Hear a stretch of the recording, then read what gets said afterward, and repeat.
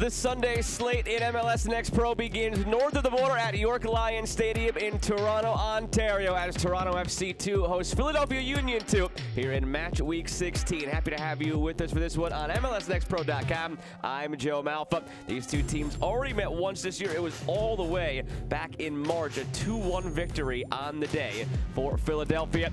And these teams come in right now in very different spots in the standings. Toronto is a group that's surging and trying to find a way to that playoff line as we're getting to that halfway mark here in 2024. You take a look at the standings and you'll see Toronto with 2 games in hand on 8th place Orlando, only 4 points back. So as it stands, Toronto would control destiny in terms of getting to that playoff line, but they have a difficult stretch ahead schedule-wise, and that begins today with this one against Philadelphia Union 2 all the way up top. 8-3-3 on the year, flying high with 29 points. Coming off their worst loss of the season, however, Philadelphia losing 4-1 this past Wednesday against New York Red Bulls 2.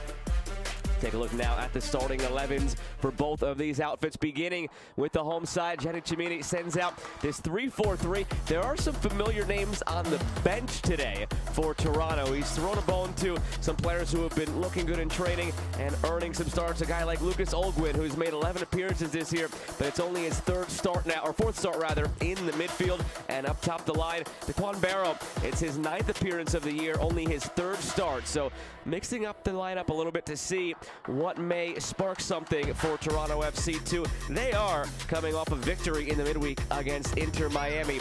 Now on the opposite side for Philadelphia, it's a lot of the usual suspects for Marlon LeBlanc and Philadelphia Union 2. CJ Olney on the left side of this diamond in the midfield has been outstanding in 2024. The 17-year-old has 8 starts with 4 goals and 6 assists. And then up top, Edward Davis has 11 starts with 6 goals. They're a very potent group offensively, and we'll see if they put that attacking talent on display today. They have 30 goals scored in 14 matches. It is the best mark in the Eastern Conference. And we are set to get things rolling here. It's Philadelphia from left to right in the white and blue, and it's Toronto from right to left in the all red.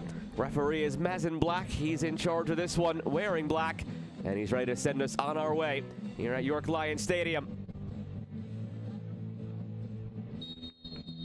And we are underway here in Toronto. Nope. Take 2. A little false start from Philadelphia, and we'll try that kickoff again.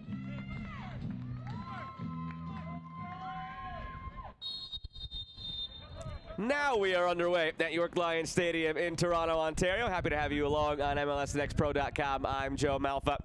2 teams who are meeting for the 2nd time this year. Have to go all the way back to March, over 3 months ago on March 17th, the 2-1 victory for Philadelphia. And on that day, it was Edward Davis who's starting atop the line, who scored the winner in the 54th minute. Soria, Tucker, and out wide for Wetzel.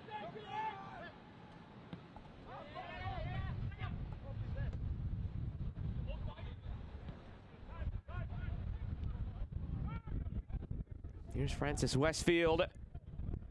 Philadelphia so keen to keep possession, and they have so much attacking talent, so many creative pieces in the midfield. Hard to blame them for wanting to play that style, that possessive style, when you have the likes of Olney and David Vasquez, who I didn't mention when going through the lineups, but worth mentioning. 7 starts, 2 goals, 3 assists for the 18-year-old. Just signed his homegrown deal this spring with Philadelphia.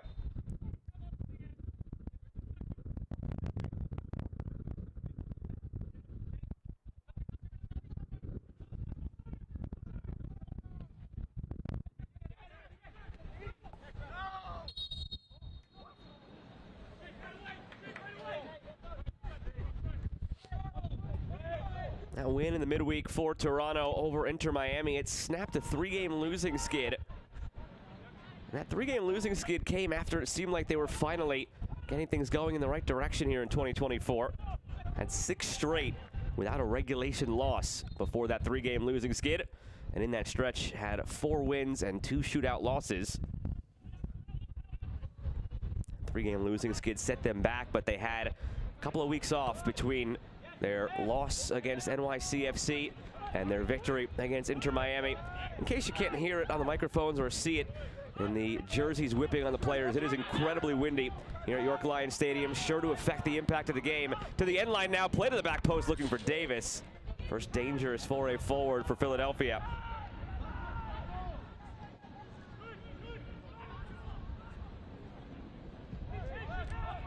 Ngabo.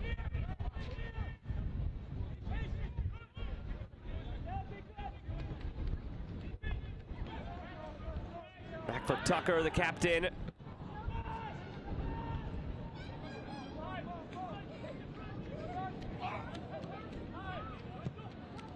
And fed wide for Westfield. Blocked down by Regopoulos.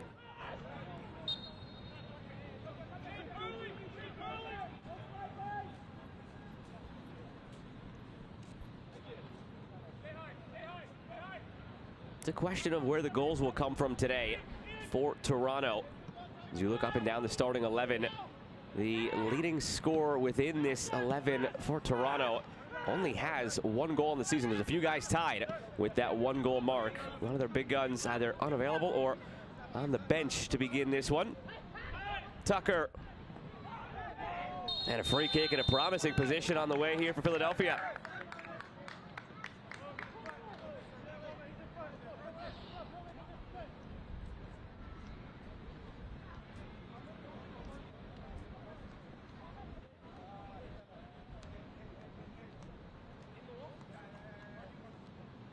Only 3 players on Toronto have multiple goals this season to finish up on that point. Sharp with 4, Batiz with 3, and Simmer-Mancic with 2.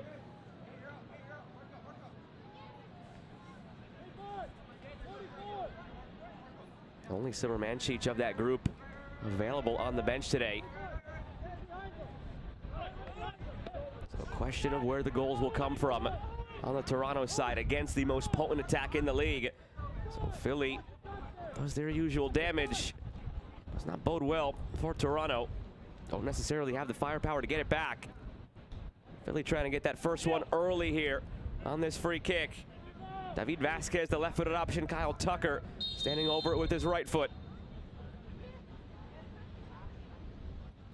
It is Vasquez, and it connects with his teammate, Oletu Macanya.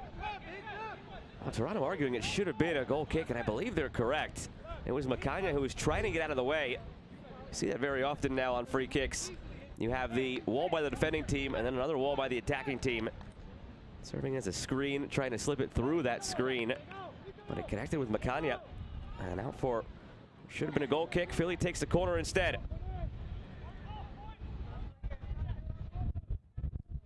Whipped in by Tucker. Pierre bid for it.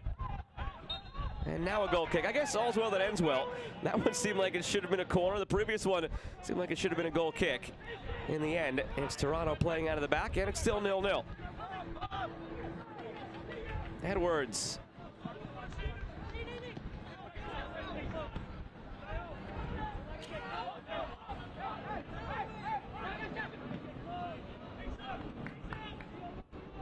Italo.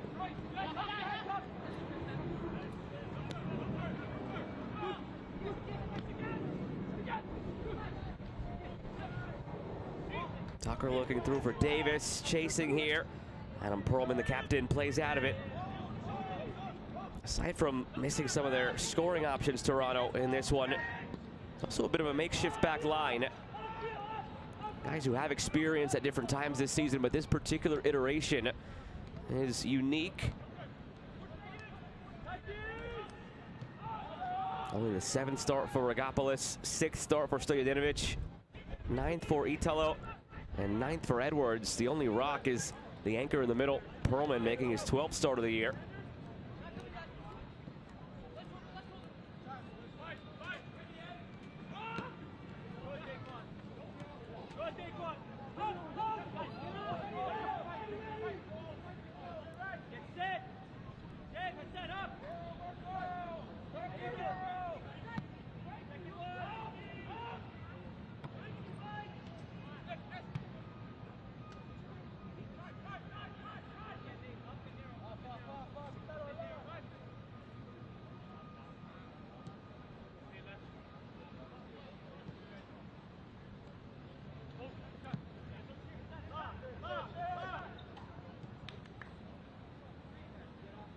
from Mike Sheridan in goal for Philadelphia. Only his second start of the year. His first came all the way back on March 24th. Goalkeeping has been interesting this year for Philadelphia from top to bottom with the first team and in Next Pro. Andre Blake had some time injured. They've brought Andrew Rick up to the first team. He started with the first team. He had to sign his homegrown contract. Now he's with that group, so Sheridan starts here only for the second time this year. Curled in toward Pierre. The flicked header is off the post. Rebound put in by Tucker. Philadelphia has its first just 8 minutes in. Toronto thought Tucker was offside. They stood and watched as he tapped it home. And the first place team in the Eastern Conference is off to a terrific start here in Toronto.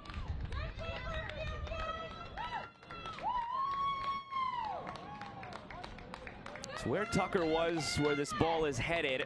88, track him, right side of your screen. There's the header. Oh, he's well onside. Toronto just caught ball watching in the end. He was kept a good 3 or 4 yards onside by both Stojadinovic and I believe Rogopoulos it was. Third goal of the season for the captain, Kyle Tucker.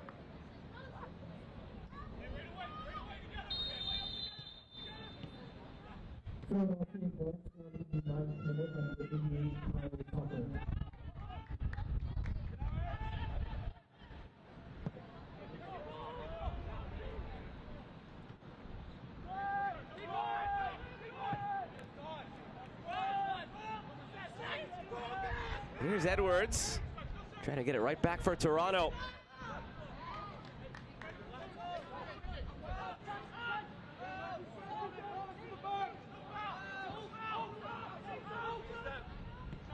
Olguin, Stanyland.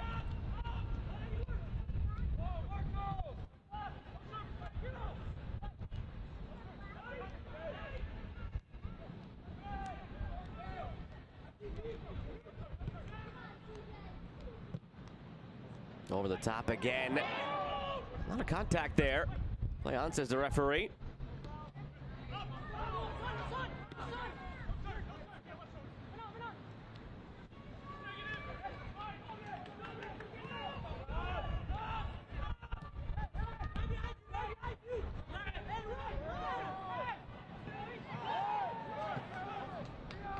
Olguin digs it out. Played ahead by Dimitru for Rogopoulos.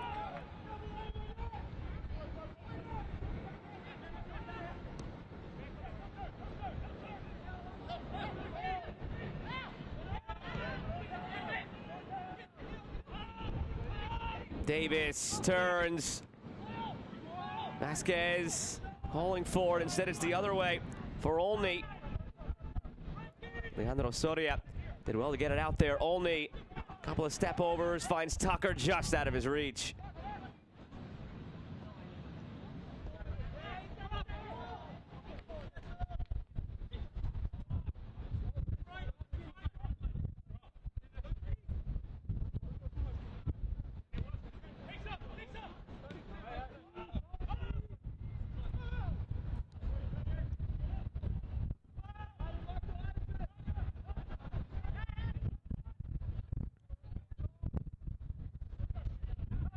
Here's Ngabo, signed this year from Denmark. Hasn't appeared yet for the first team.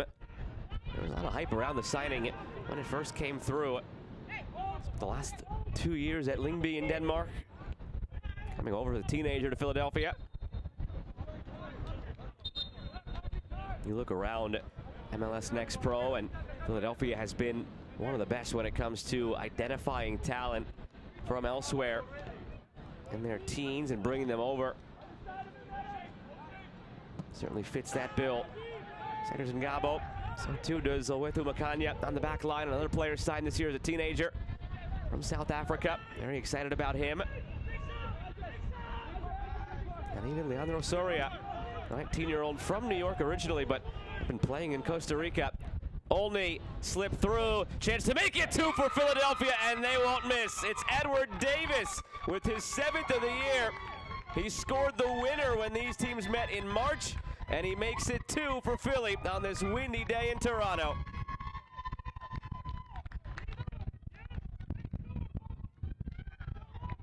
Giveaway out of the back from the home side. And it's just quick passing. One touch from Vasquez, one touch from Olney. A setup touch from Davis, and then the finish. And the connection on that goal for Philadelphia. Two 17-year-olds and an 18-year-old.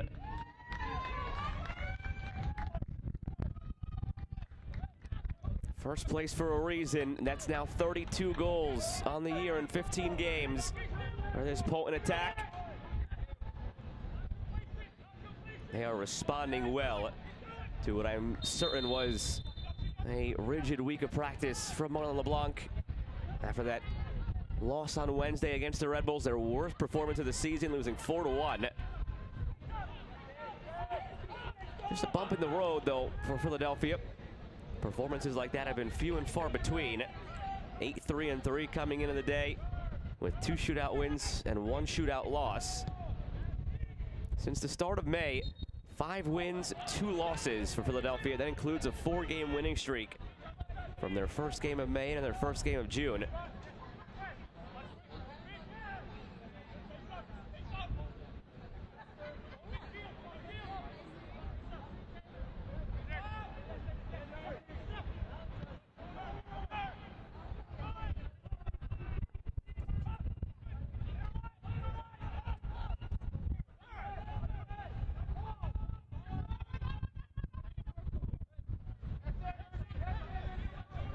Edwards.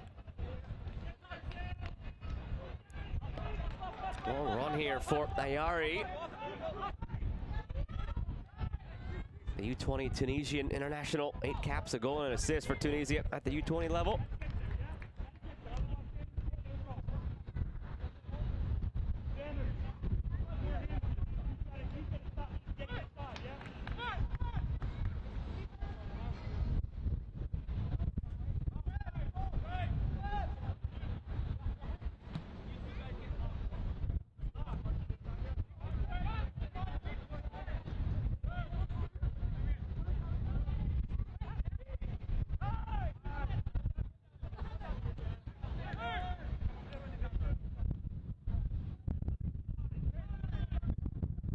Here's Westfield, only had it run by. Only on it again. Westfield, something brewing again for Philadelphia. Something to note on that goal for Davis, which was his 7th of the year. For CJ Olney, it was his 7th assist of the year. 9 starts, 4 goals, 7 assists for Olney.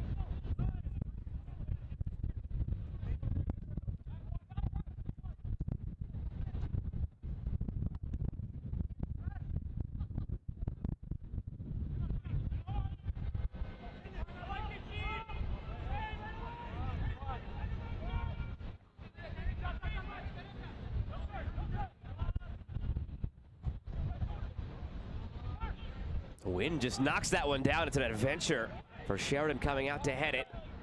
Bailed out by his teammates.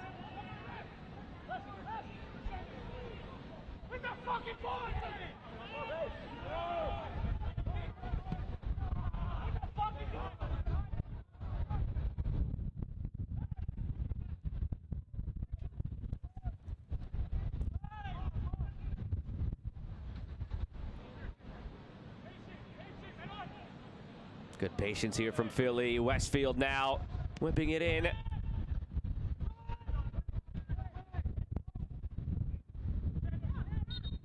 Barrow draws the foul. 20-year-old made 12 appearances with 2 goals last year. This is only his 3rd start this year, 9 appearances total. He's shown well when he's coming off the bench. Hasn't had the goal to show for it yet.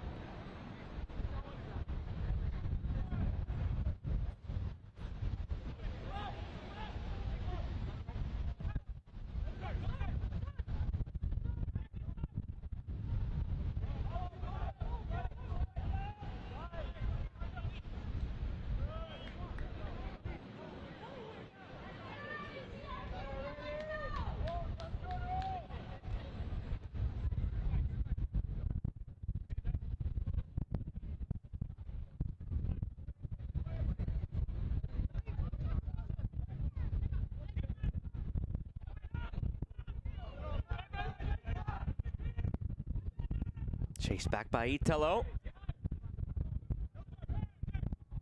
Another dangerous pass back from Toronto. Giveaway in that area is how they conceded that second goal.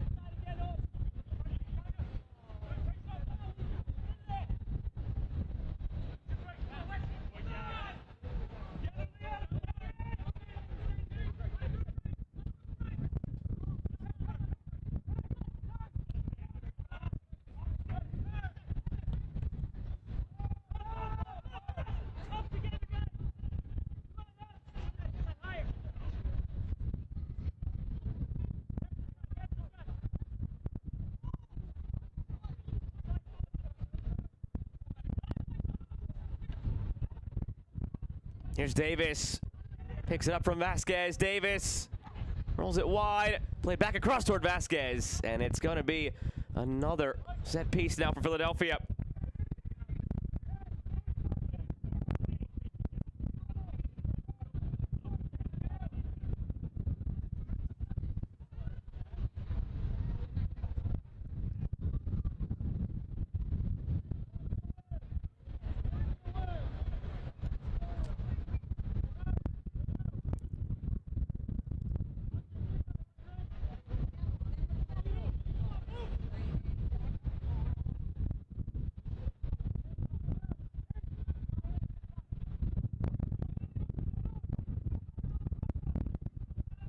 And Swinger with the wind aiding it.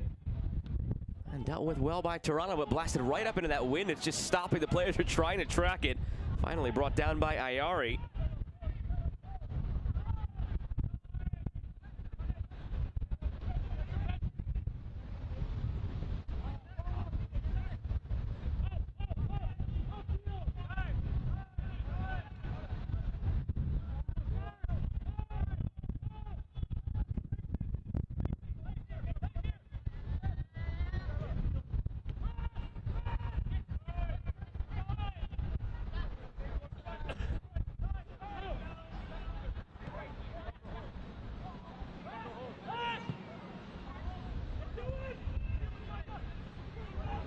Good step to win it from Macania.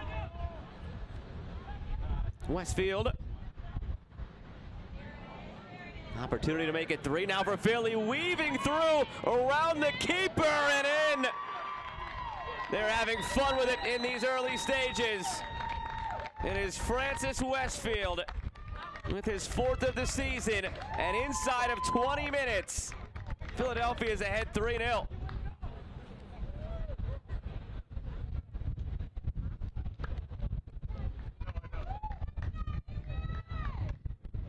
Westfield picks it up. There's 3 defenders in front of him.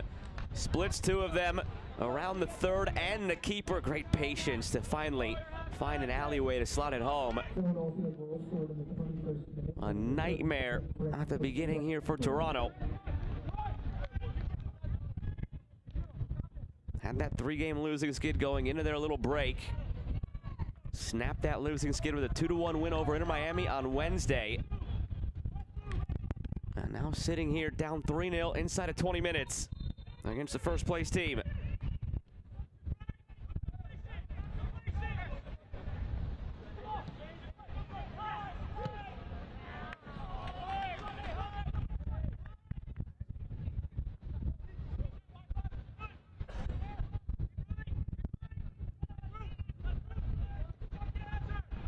Edwards.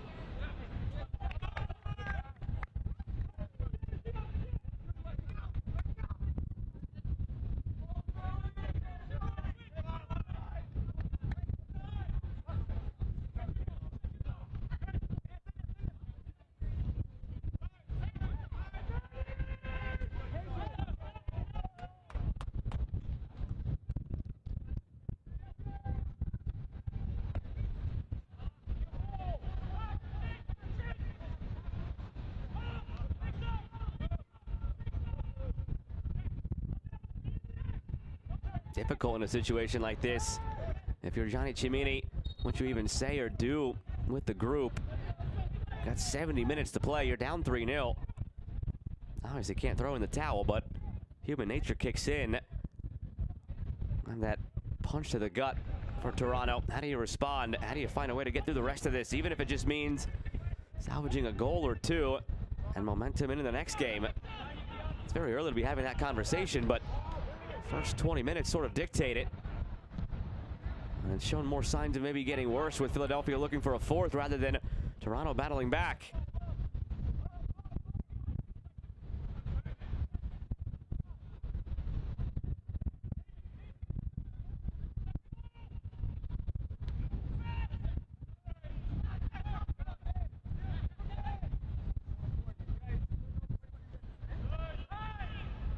Westfield drives it through. Great touch taken by Vasquez, and he puts it wide. Well-timed run to stay onside. That was Soria, rather, excuse me. But a well-timed run to stay onside. Ball placed on a dime by Westfield, who scored the third. I wonder if Soria could have taken a couple more touches and gotten closer. Seemed like he was unsure after his first touch of his surroundings and went for a goal from the edge of the area. Struggling again to play out of the back on a goal kick. Part of the adjustment for Toronto might have to just be playing direct. It's not their MO. They like to build from the back. They're married to it, but sometimes you have to just take what the opposition gives you, and Philadelphia is not giving them anything out of the back.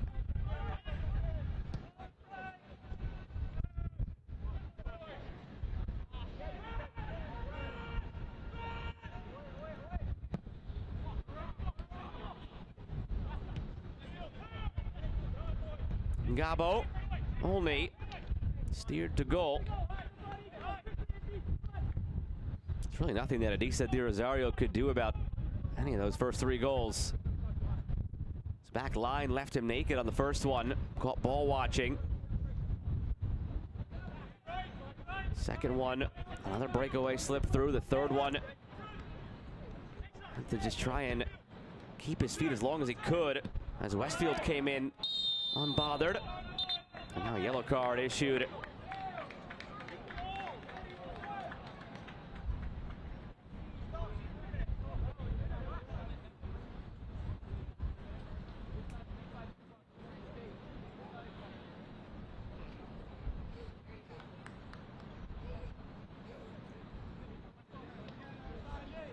Difficult challenge there from Hassan Ayari, who picks up that yellow.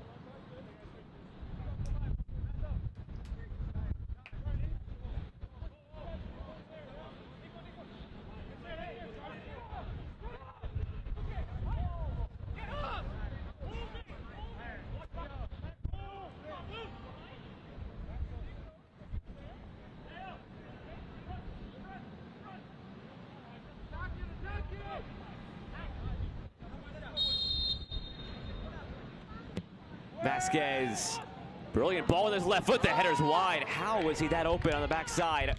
Macanya.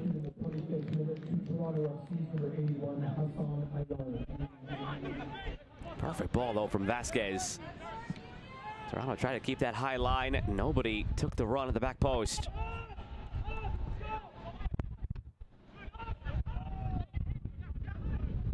Soria. Westfield.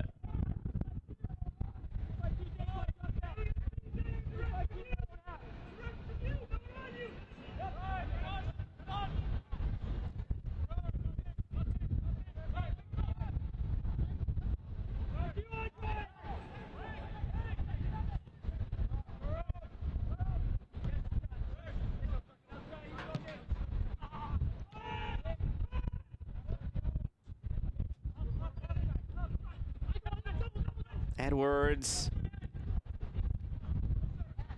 looking through for Ayari. They're not finding anything in the attacking third right now, Toronto. To be fair, they haven't seen a ton of the ball in that attacking half. This here is their 7th final third entry compared to 22 final third entries so far on the Philadelphia side. 7 shots, 3 on target, 3 goals for Philadelphia. No shots yet taken by Toronto.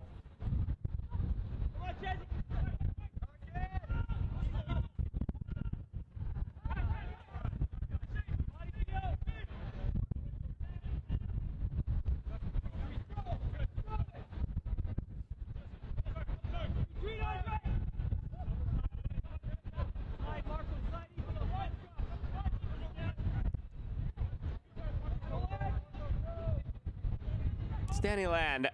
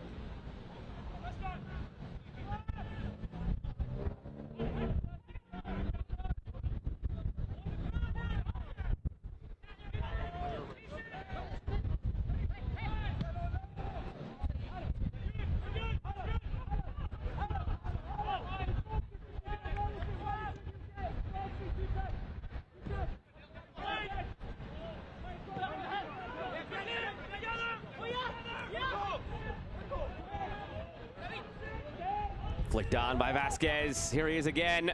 Davis, promising look for Philadelphia. Tucker commits the foul.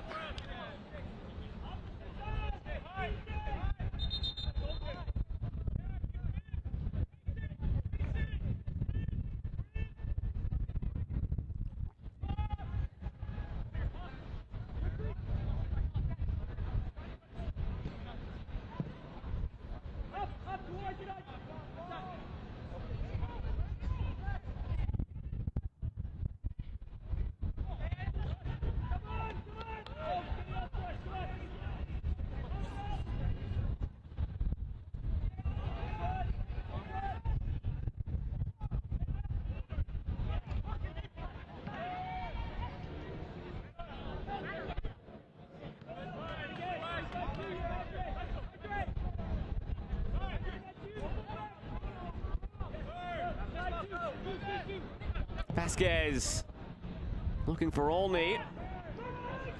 A wicked left foot for David Vasquez. He's put on display a few times already today.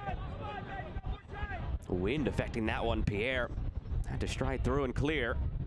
Over the top from Westfield. It bounces nicely for Davis, looking for a second goal on the day, and he has it. It is 4-0 Philadelphia, and Davis has two.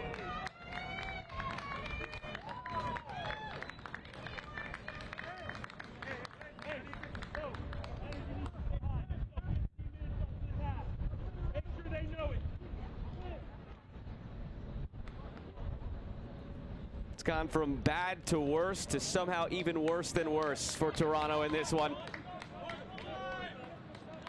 It's taken a half an hour for Philadelphia to score 4 times. It's 8 on the season now for Davis. A lot of dejected looks and hands on hips as Toronto waits for Philadelphia to finish the celebration. Celebration they've seen 4 times already tonight.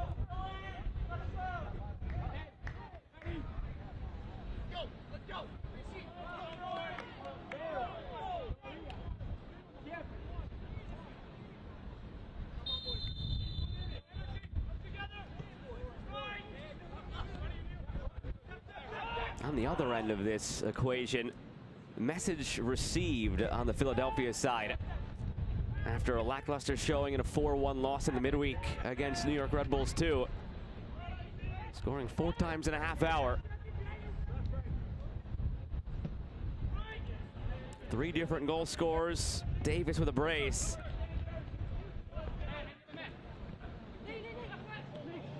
Nice move from Edwards. Has a Yari for support. Advantage was played, but never materialized. Brought back to the original point of contact.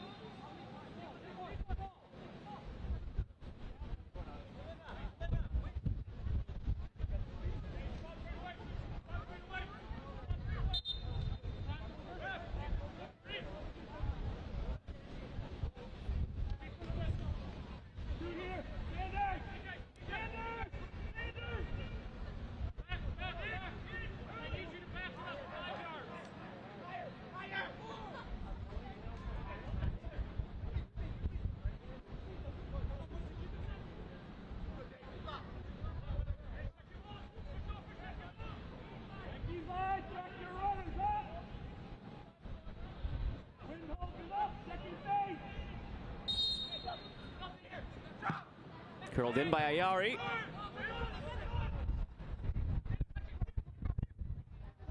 Yellow card issued in the 33rd minute to Philadelphia, number 22, Sanders Ngabo. Sanders Ngabo did pick up a yellow card there for Philadelphia.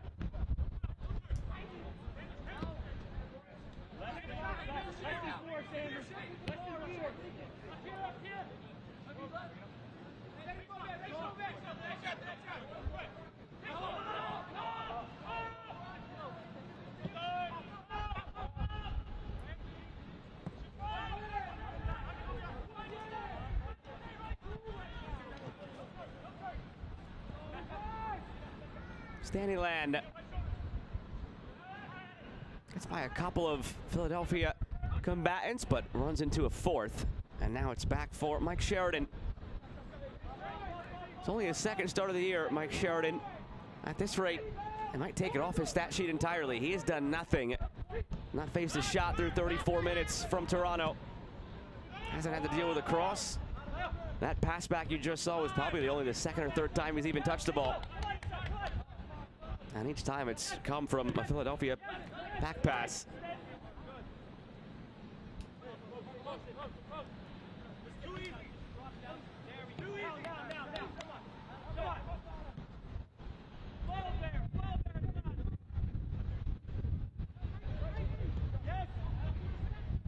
Macania.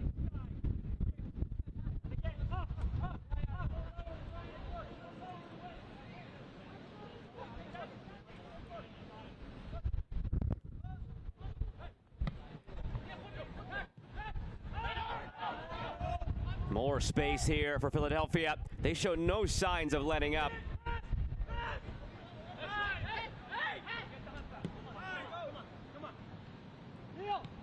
At the end of the day, here at MLS Next Pro, the objective of growth and development and ascending to MLS and beyond the national teams, there's no sense in letting up for Philadelphia. There's still 55 minutes for you to improve and get better and work on some things and pad the goal differential, which could come in later in the year.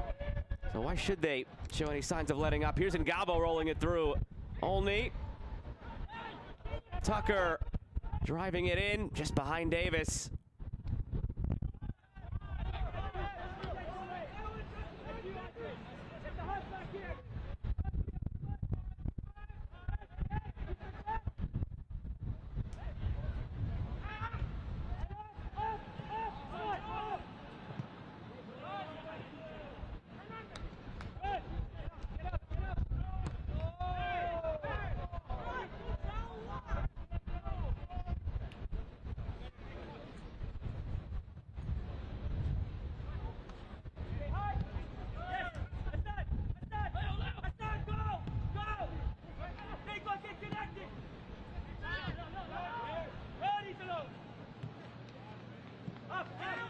Here's Edwards, flag stays down.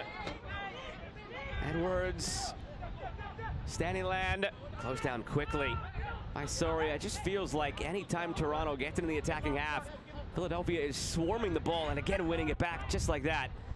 Whereas when Philadelphia gets across the halfway line, Toronto is just a step behind, a step slow, affording all that space to Philadelphia, and they've made them pay for it.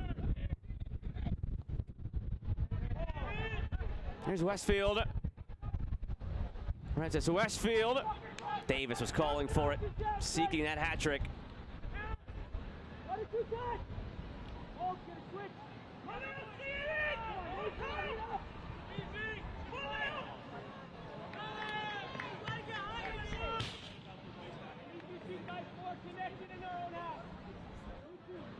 You could hear the field mics picking up Johnny Cimini. We need our guys more connected on our own half.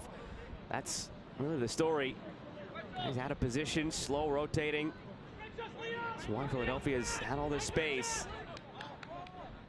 In some regards, you tip the cap if you're Toronto, because every opportunity Philadelphia has had, they've buried. They haven't wasted any. But those opportunities have only existed in the first place from your errors.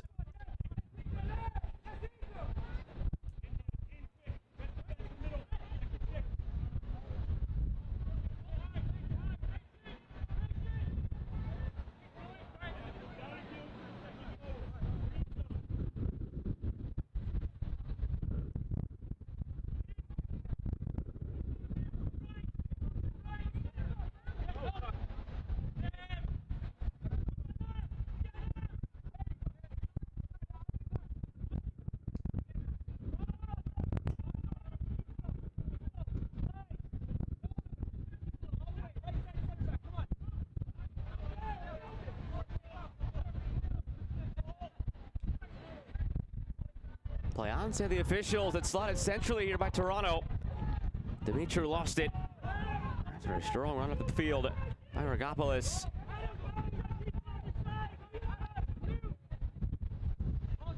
Stojadinovic to Edwards.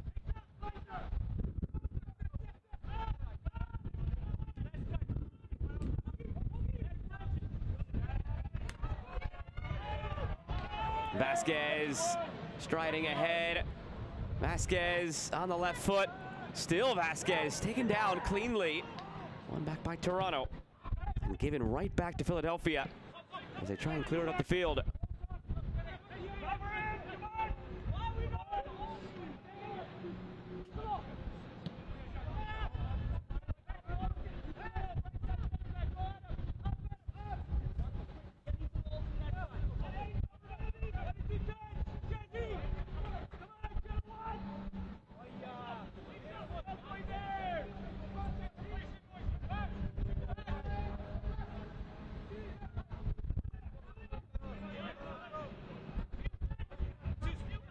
Edwards in for Ayari. Just over 5 to play in this first half. Toronto still in search of its first shot. Meanwhile, Philadelphia with 4 goals.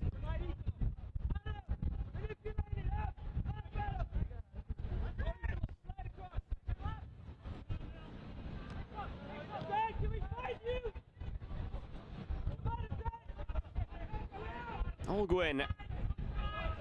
Stojadinovic, the academy kid. He's made a few appearances now this year. As a starter, it's his 6th. Still on an academy contract.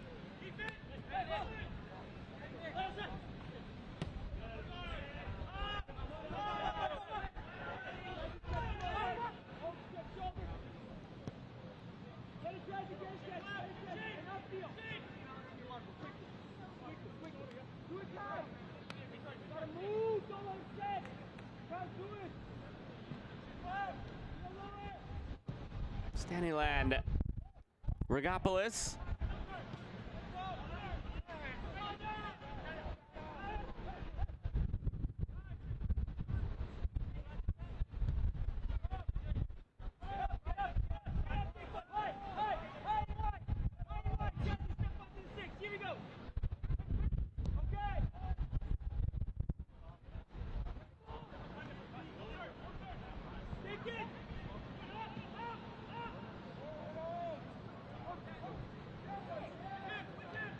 Battle at midfield. Soria upset with himself that he didn't win it.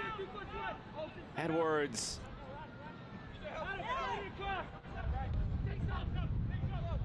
And his first pro season, Nathaniel Edwards out of Syracuse. It's been a regular fixture in the 11 for Toronto. 13th appearance, 9th start today. A goal and an assist to his name.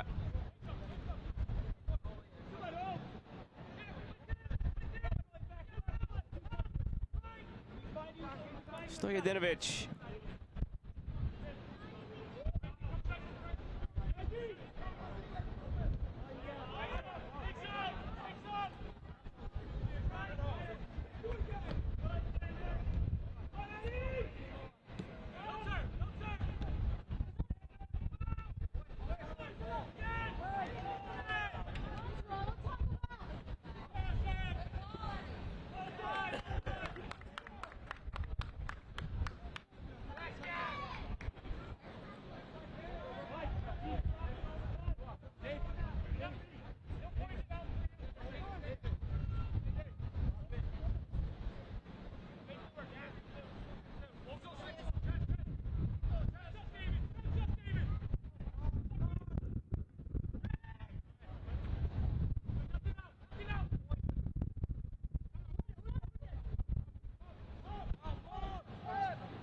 Back again for Sheridan. Has to come out and get this one before Barrow does.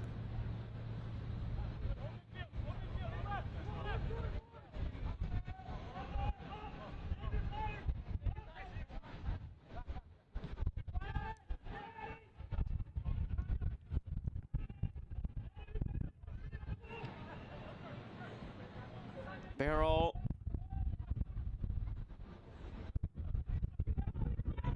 Olguin. Now Stojadinovic and Edwards. Starting to move the ball a bit more, Toronto, but part of that is Philadelphia sitting a bit deeper, up 4-0.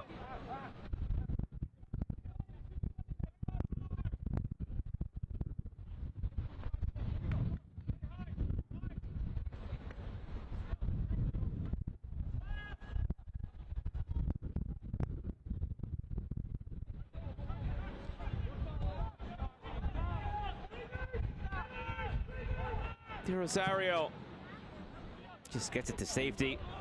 For the ball back to him, put him in a bad position. Told there will be 1 additional minute at the end of this first half. Long run coming from Edwards. Fronted by Wetzel. Edwards took a deflection. That was a shout for handball. Goes unanswered. Played centrally now. The ball did stay in play and is still in. A lot of standing around and watching. Toronto again seemed to think it was out for a corner, but it was stopped on the line. That's really been an issue all half long for Toronto, even going back to the opening goal scored by Tucker. Clanged off the post. He was all alone and tapped it in. He was kept onside by a good 3 or 4 yards, and defenders for Toronto were just ball watching. They looked half-heartedly for an offside flag in the end, hoping that he was off, but it was just their own inactivity that led to the moment.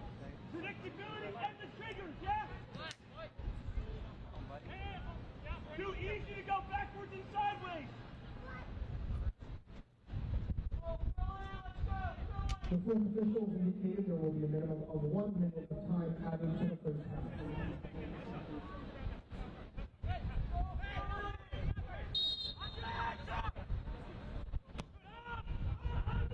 And there's a confirmation of the 1 minute of stoppage time.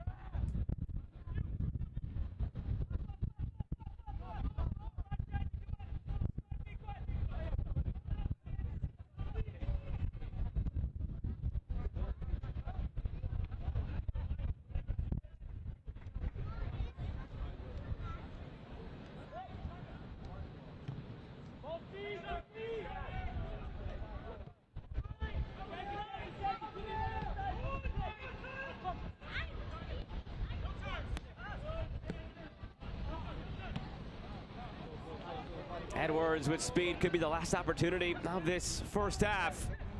Pierre cuts him off, clears. And there's a whistle to end a terrific first half for Philadelphia and a disastrous first half for Toronto. It is the visitors ahead 4-0 at the break.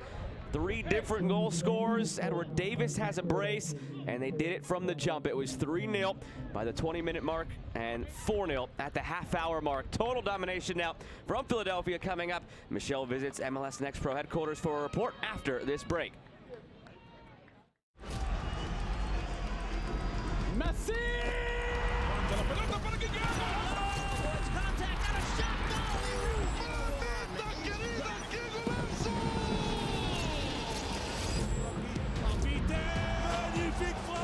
Really sweet. Ahí está el centro. Gol. Maxi Mesa para pegarle. Maxi le pegó. Fuerza. Al frente. Servicio. El tiro. It's saved by Carlos Corner. Con autoridad el centro. A la izquierda en las afueras del área. Le pega. Golazo.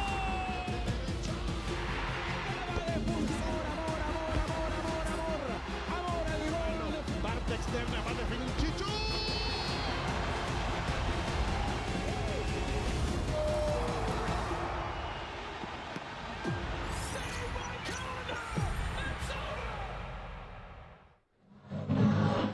Welcome back to halftime. Michelle Montaigne checks in from New York and takes a deep dive into the first half of the season in this week's edition of The Report.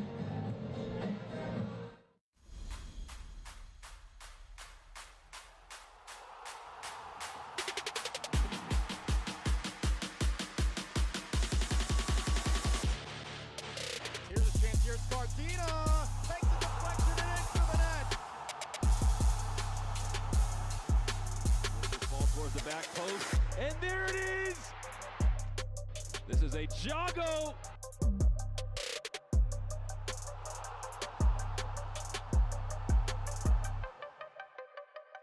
overhead kick is in. And this one's in. How about that? And it is all working for North Texas.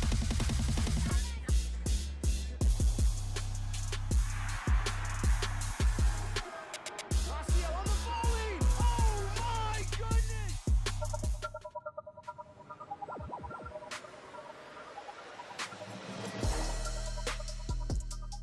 From the West Coast to the Big Apple, the league has seen big things from our guys through the first half of the season. I'm Michelle Montaigne, joining you from Major League Soccer headquarters in New York City today with a special mid-season edition of The Report. The midway point of the season means it's time to recognize who has stood out so far. And since this is a team sport, we start with our mid-season team, who just so happens to have the youngest average starting lineup. That would be Philadelphia Union 2.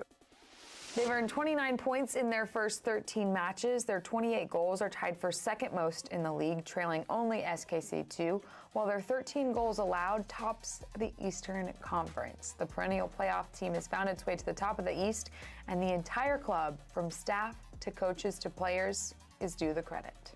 For us, it's just another day. You know, it's part of our goal, you know, to develop these players each day, each week, and you know, a lot of the credit, if all of them should go to the players. You know, they put in a lot of good energy every day, every week. They prepare well. They take care of their bodies off the pitch. So, you know, this is just kind of a result of all the good things that they've been doing throughout the season so far. So we're happy for them. With the impressive run of form from one of the best development clubs in the country, it's no surprise to see so many Union 2 players signed to MLS deals this season. David Vasquez, Andrew Rick, and Kevin Sullivan headline the group of youngsters. Vasquez has posted 2 goals and 3 assists in 8 matches. Andrew Rick earned his MLS debut on June 22nd, starting and playing all 90 minutes for Philadelphia Union. Kevin Sullivan, who signed the largest deal for a homegrown player in MLS history on May 9th, made his professional debut with Philadelphia Union 2 on March 24th. He entered the match as a sub and assisted the game-winning goal in a 2-1 victory. Your midseason coach honors go to FC Cincinnati 2's Tyrone Marshall. The turnaround in Cincy this season has been nothing short of inspiring to watch. Marshall has his guys poised to challenge for a deep playoff run for the first time in their 3 MLS Next Pro seasons. After bringing home monthly honors in May, North Texas SC's Michael Collodi was named the mid-season goalkeeper. His 11 goals allowed are the fewest amongst keepers with at least 1,000 minutes this season. His impressive form since rejoining his home club at the start of 2024 has his team near the top of the West. Now, we know so many guys across the league are rising through the ranks of their respective organizations. So for St. Louis City 2's Makai Joyner to earn the highly coveted Rising Star honor at the midpoint of the season is no small feat. The 17-year-old has posted 6 goals and 8 starts for Bobby Murphy's club, which leads the team in St. Louis. And last but opposite of least, SKC2's Cameron Habibullah was named MLS Next Pro's mid-season player. He leads the league in goal involvement, scoring 7 goals and providing 5 assists so far this season. What's more, his 7-goal tally finds him in a 4-way tie for 3rd most goals in the league. The 20-year-old forward is showing that the 3rd season's the charm for him and is a part of why SKC2 leads the league in both goals and assists. The 20-year-old forward has excelled in Kansas City after spending his first 2 seasons in the league with Whitecaps FC2. Born in Uzbekistan and raised in British Columbia, Habibullah joined Vancouver's academy as a 12-year-old in 2016. He's been putting up impressive numbers ever since. Well, as we continue our mid-season special episode of The Report, now we bring in a guy who knows a thing or two about playing at the highest level. Ali Curtis, Senior Vice President of MLS Next Pro Competition and Operations and Senior Vice President of MLS Sporting Development. That's a mouthful. Thank you, Ali, for your time. You and I have seen this league kind of grow since its inception. We're now at the midpoint of Season 3. What has caught your eye so far this year? Thanks for having me. The games have been incredibly intense, incredibly competitive. You know, now that we're into our 3rd season, it really has been a league of opportunity. We've seen so many players from MLS Next get opportunities in MLS Next Pro, which has been great to experience and to see. And then there have been a number of players from MLS Next Pro that have signed, first-team contracts in MLS, and some have gone on into Europe. We've had over 100 players sign first-team contracts in MLS, and then we've had a number of players sign short-term contracts. So it's really been great to kind of see all that cohesion and integration between all the different leagues. And we're also seeing it, from a staffing perspective, when you see coaches that are moving up and moving over, and then also athletic trainers and other areas of the staff. It's really been special. So yeah, incredibly intense and competitive, but all good things. All good things with him leading the way. Ali, thank you so much for the time. He touched on some of the numbers there. Now we're going to take an even deeper look at MLS Next Pro by the numbers. There have been 190 matches played. That's led to 632 goals. That gives us an average of 3.3 goals per game. We've witnessed 44 shootouts this season with a shootout conversion rate of 74.8%. There is our go-ahead. We are underway in the first ever battle of the Independents between Chattanooga FC and Carolina Core. And that's going to trickle through from the open goal from Jesus Ibarra. Banyan, goes left corner. Overhead kick is in.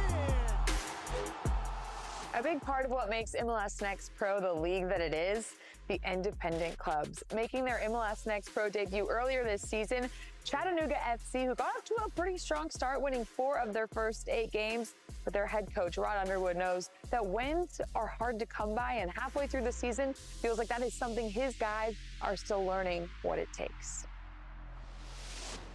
They're raising the level of soccer in America, and that's one of their major goals. And hopefully we'll see more of these players in the league making it to the first team, and not just making it to the first team, because I think the league will say we want these guys to come in and be difference makers at their first team level. And it stresses us every game. We haven't had an easy game in this league. So even the Miami game 6-2, that was an easy game. Things just bounced our way that game. The boys in blue bookend the month of July with some home matches, first against Crown Legacy, then they close it out against Orlando City B. In between, they'll get their first test against the best in the East, Union 2. Then we'll face the other independent newcomer this season, Carolina Core, for the 3rd time this season. The two teams have split wins in their first 2 meetings, and Core's Chief Sporting Officer, Eddie Pope, is hoping that they take the tiebreaker. And then I'd say the level of competition has been great. It's been good to see how much the league has grown over such a short period of time. The players are so good, the coaching is so good. It's just been a pleasure to watch, all the teams play and really to watch how this stepping stone called MLS Next Pro is really a thing, and it really is working. Now, taking a look at Core's upcoming schedule, they will play only 3 matches across the month of July. August sees them play host in 4 of their 5 matches in the month, with their lone road test coming against formidable FC Cincinnati 2.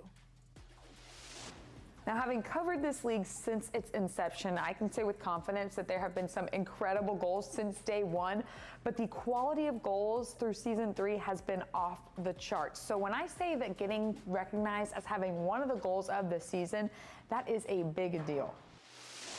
The first one that broke into SportsCenter Top 10 came off the right foot of Chattanooga FC's Mehdi Wamri. With his back to the goal, the 24-year-old's bicycle kick earned him the goal of match week 12 and has us still thinking about it all these weeks later. Similarly, Revs 2 midfielder Maciel combined right place, right time, and right skill set for another stunner. From beyond the 18-yard box, he booted an attempted clearance right back at the defense, finding the top right corner of the back of the net. Chance to get through here. It's lovely footwork. Nearly a tremendous goal. Oh, my word. It's a stunning strike. A stroke of genius from Gerardo Valenzuela. With goals on the brain, it just feels like a good time to maybe check in on the Golden Boot race. Chicago Fire 2's David Poreba sits alone at the top with 9 total. Right behind him is his own teammate, Harold Osorio, who's in a 2-way tie for second with Roald Mitchell. They both have 8 apiece. 4 players have 7 goals on the season. They sit tied for third. And as we wrap up, we conclude with the moment. Now, there have been plenty of good ones halfway through the season, but the moment of the midseason belongs to St. Louis City too. They just somehow keep outdoing themselves. This time, they broke the all-time attendance record with 10,671 fans packing City Park. The home fans got to see their team win their 5th straight over their Midwest rival, Sporting Kansas City too. Halfway done, halfway to go. Who gets to compete for this year's championship will come down to who can close out the season with that Empire state of mind. I'm Michelle Montaigne saying so long from the city that never sleeps.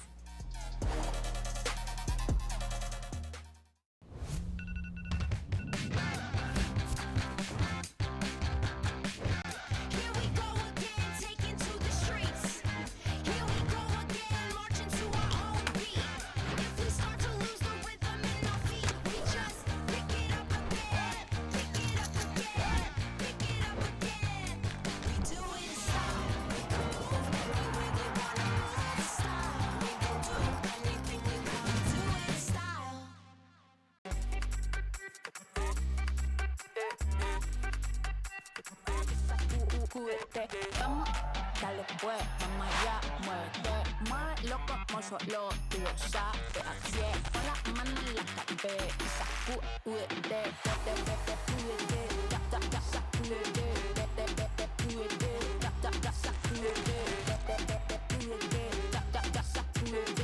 sacúdete, mira, sacúdete. Welcome back to Toronto at York Lions Stadium, where Philadelphia Union 2 leads the home side Toronto FC 2 by a score of 4-0 after the first 45 minutes. Let's take a look back at highlights from that first half. A look at all the goals here for Philadelphia. They took 9 shots, 4 were on target, and all 4 turned into goals for the Union. The first came here on the glancing header up top by Davis. Off the post, the rebound followed by Tucker, and only Tucker. A couple other defenders ball watching. Tucker taps it home. That made it 1-0. And on a giveaway out of the back by Toronto. Incisive passing from Vasquez to Olney to Davis made it 2. 7th goal of the year for Davis, 7th assist of the year for Olney. Bit of individual brilliance here by Westfield once the ball finds him. Dribbles through those 2 defenders and then past the last and past the goalie. Shows great patience to tuck it home. The left back now with 4 goals and 4 assists on the year. And he would only be on 4 goals and 4 assists for a few minutes because he'd pick up number 5 in the assist column here. Finding Edward Davis for his 2nd of the game and 8th of the season. 8 shots to 2, 4 on target, 4-0. Everything is one-sided as you take a look at these numbers in favor of Philadelphia, who are well on the way, it seems, to 3 points today on the road against Toronto. They've been great on the road this year, 4-1-1 Philadelphia, and it seems like that 4 is going to become a 5. It's the Union from right to left in the white and blue, Toronto left to right in the red.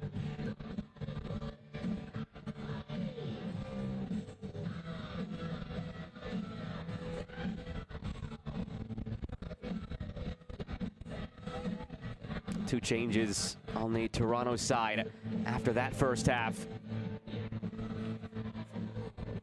Marcus Zimmermancic and Mark Fisher entering. They'll replace Charlie Staniland and Andre Dimitru.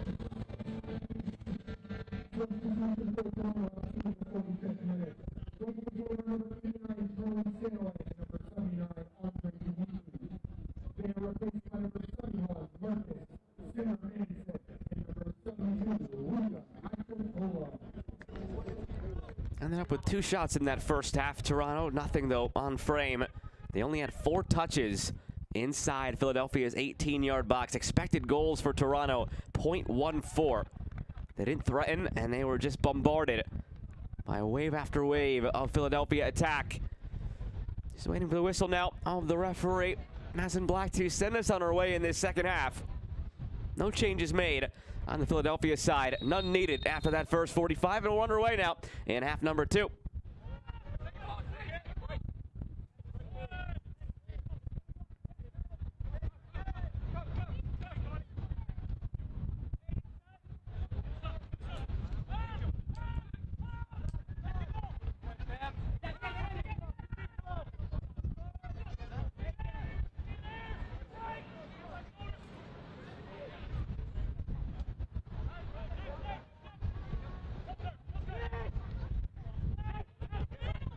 Stojadinovic up to Rogopoulos. And Rogopoulos, with all that space, just unable to keep it in play. Felt like one that he should have had. Just misjudged the speed on the ball.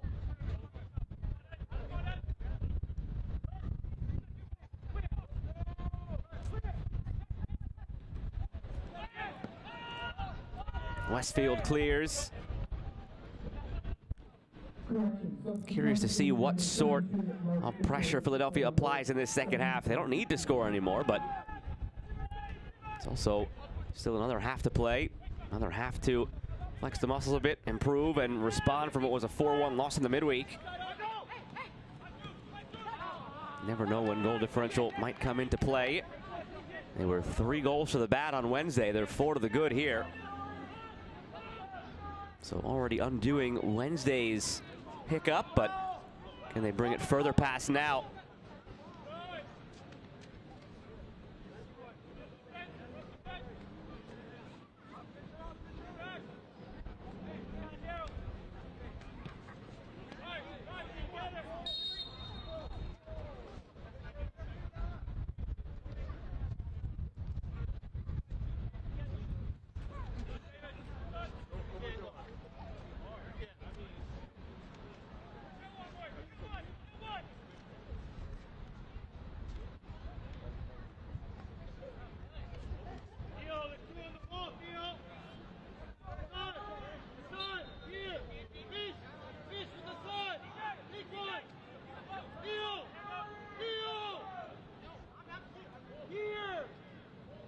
Vasquez standing over the free kick.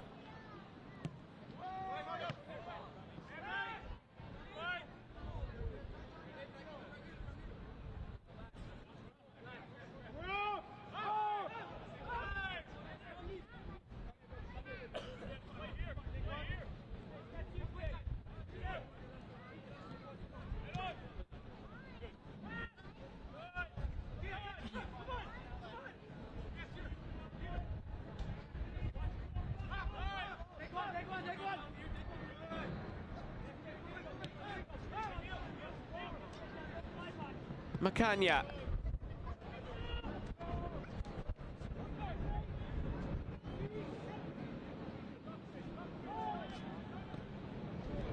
Only camped under it, just over his head, and Gabo settles. Now it's Westfield.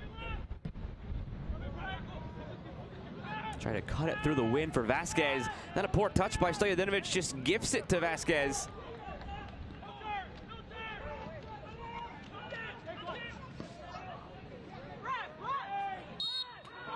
That midfield against Macagna. From that first half, remember, Sanders and Gabo with a yellow for Philadelphia. Hassan Ayari with a yellow for Toronto.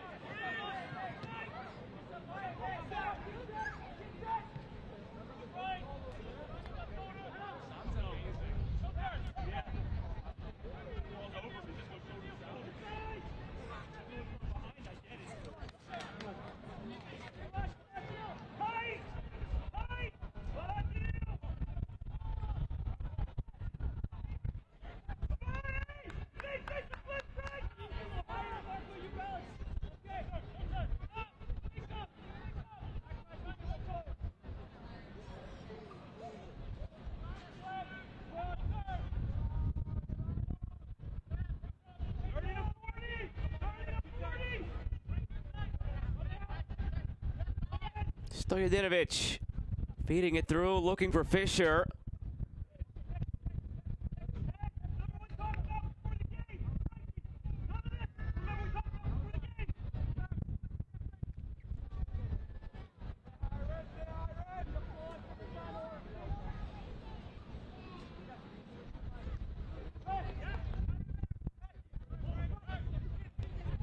Westfield tries to switch, but it's caught up in the wind again.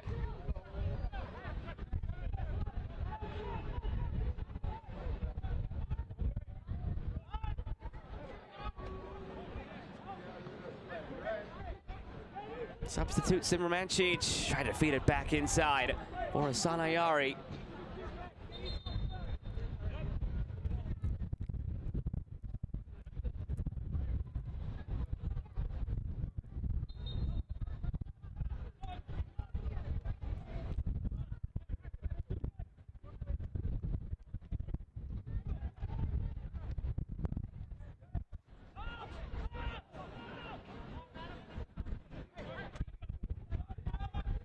Stojadinovic pressured heavily on the back end there by Soria.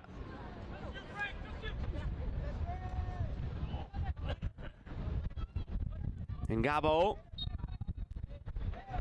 fouled by Olguin.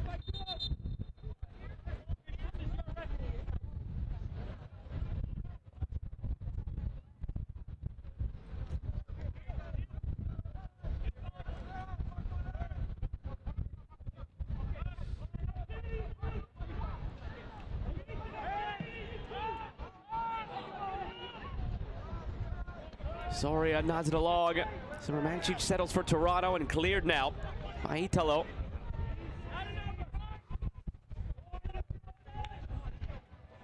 Nathaniel Edwards. Cut all the way across for Rogopoulos. Looking first time to hit it inside to Fisher.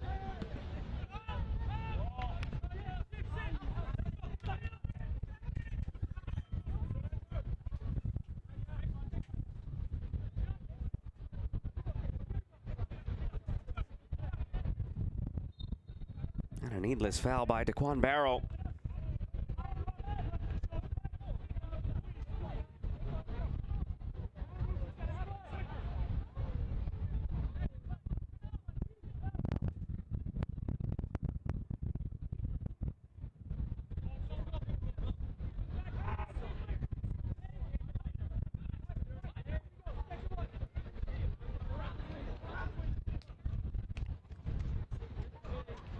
Evident so far through nearly 10 in this second half. Philadelphia not keeping the foot on the gas, easing off just a bit, up 4-0.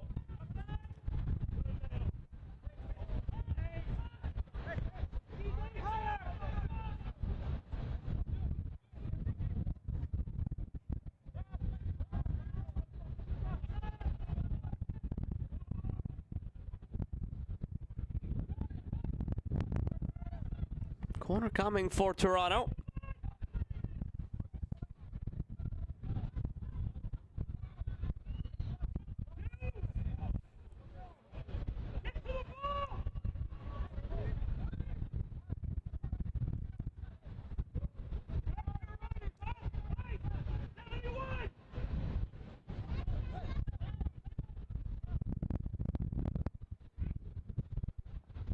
Good service from the corner. It seamed, and then the wind takes it short of that near post. All four players for Toronto right there at the edge of the six were ready to leap as if they had a chance to it. And the wind that knocked down the corner flag right as the corner was taken sends that ball out of play. And it's certainly been a factor in this one, but it hasn't really bothered Philadelphia all that much. Good movement this from Toronto, but the offside flag comes up.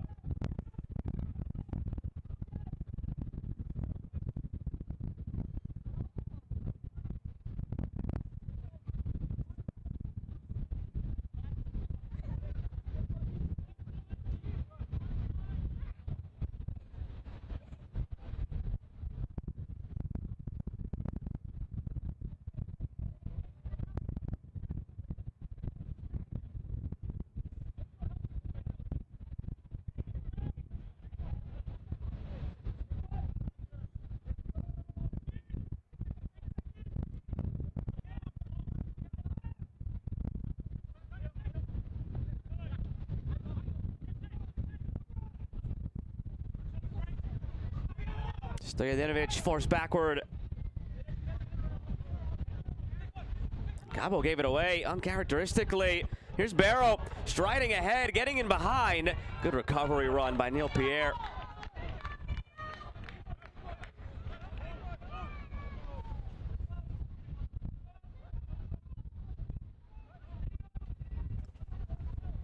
Haven't really called his name all that much. Daquan Barrow takes matters into his own hands because he hasn't really had the service. Terrific recovery on the back end by the 16-year-old Neil Pierre. 10th start of the year for the Academy product. Whipped in from the corner, flicked away. Edwards' volley blocked.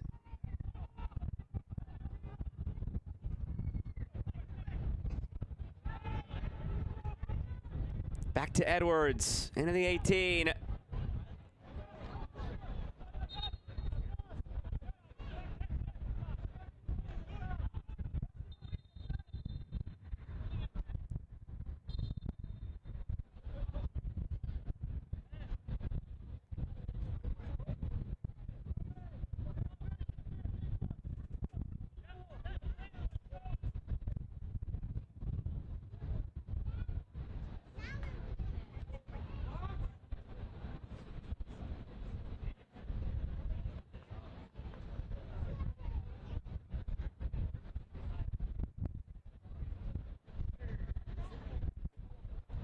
Player down for Philadelphia, concerned about a head injury. As they call the trainers out and the referee stops the play.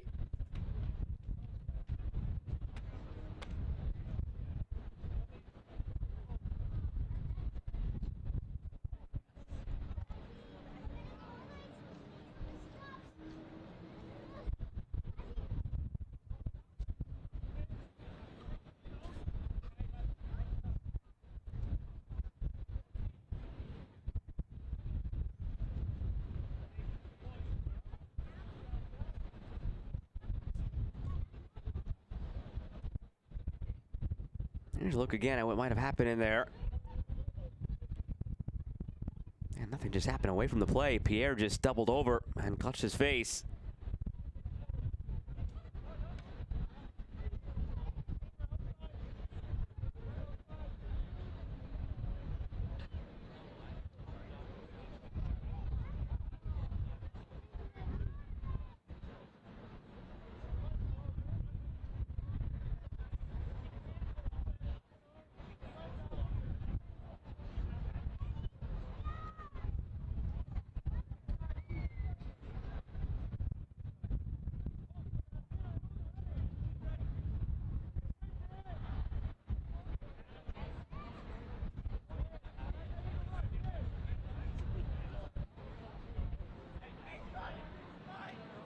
Now out for the stoppage, set for the corner. And with Pierre off the field, that's one of Philadelphia's best aerial defenders defensively. See if Toronto can maybe poach something here with him off the field, up a man for the time being. Romancic gets in the way of the corner. Played back out wide, second effort. Romancic is there, swipes at it, but it's wide. Still without a shot on target in this one as we tick toward the hour mark.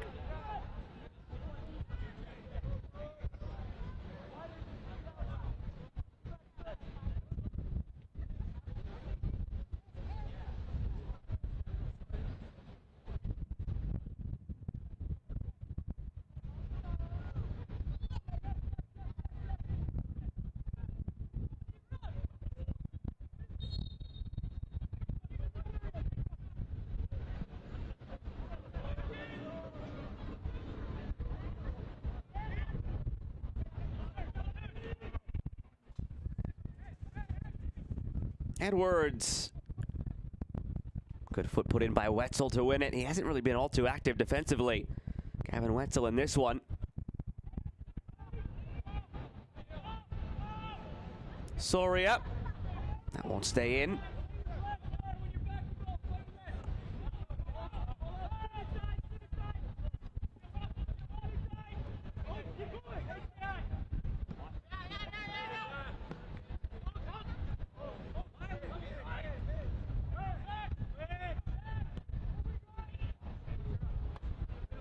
Hour come and gone here in Toronto, and it's been 4-0 Philadelphia since the 30-minute mark.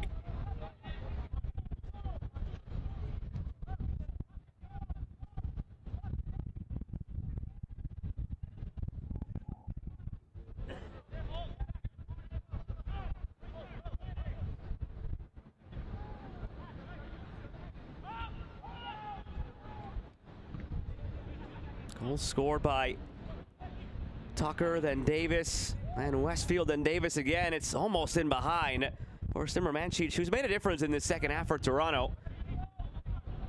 A couple of moments where he's either slipped a teammate in or slipped in behind himself. Still, though, not only no goal to show for it, Toronto, they don't yet have a shot on goal. Barrow won't get to this one, losing his footing at the end.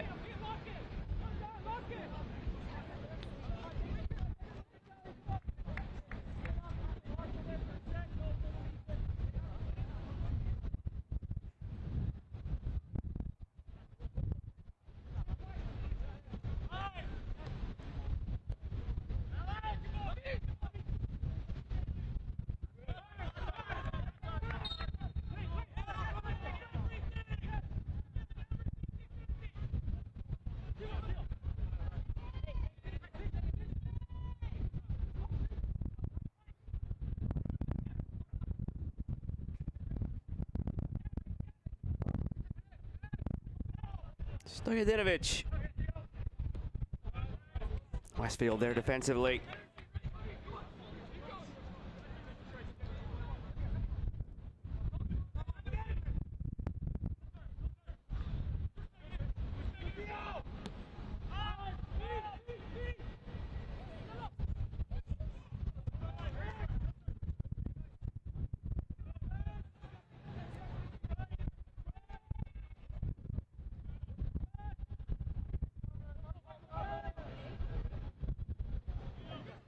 Falls for the substitute, Fisher. Flicked on by Barrow, and the flag comes up.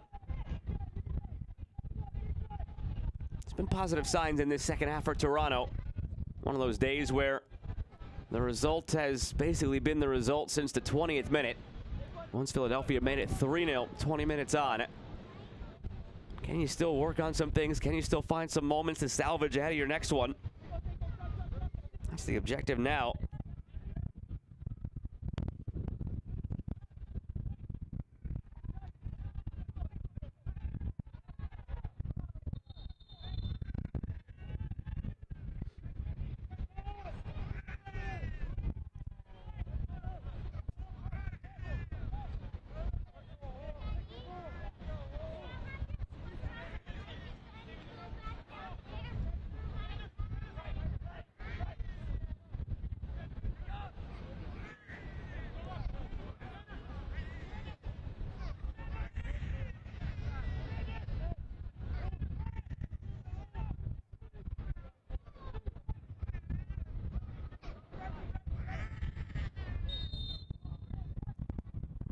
Free kick floated in at the back post. Edwards was lurking.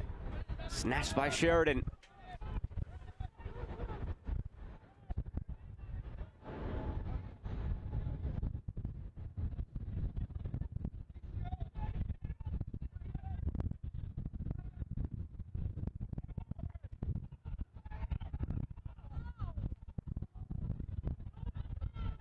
Play it over toward Olney. He'll track it down. Flag did stay down. Philadelphia getting set to make a couple of changes. Olney in search of Davis, who's still sitting on that hat trick.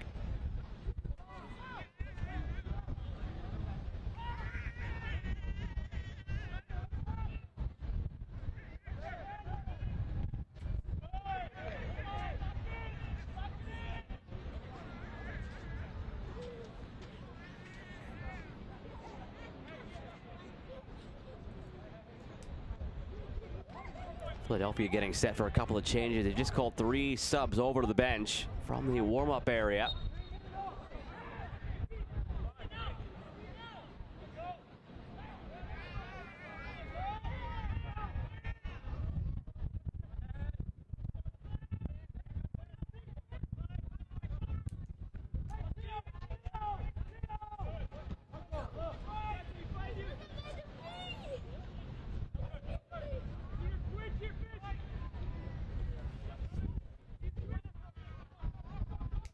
Barrow turns, feeds it in behind for Edwards.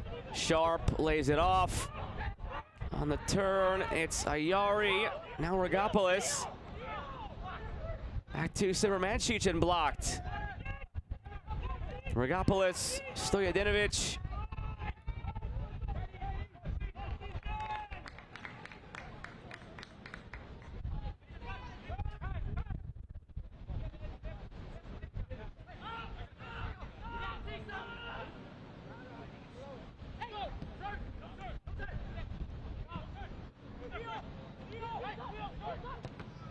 Rogopoulos has his cross blocked.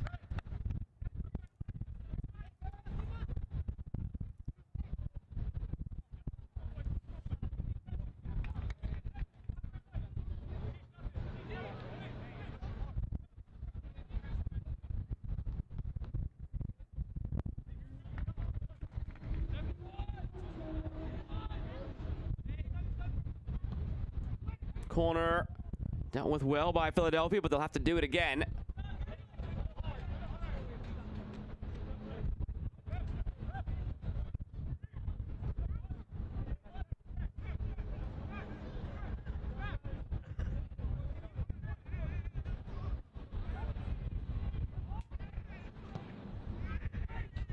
Second time, Philadelphia deals with it well. Back to Ayari.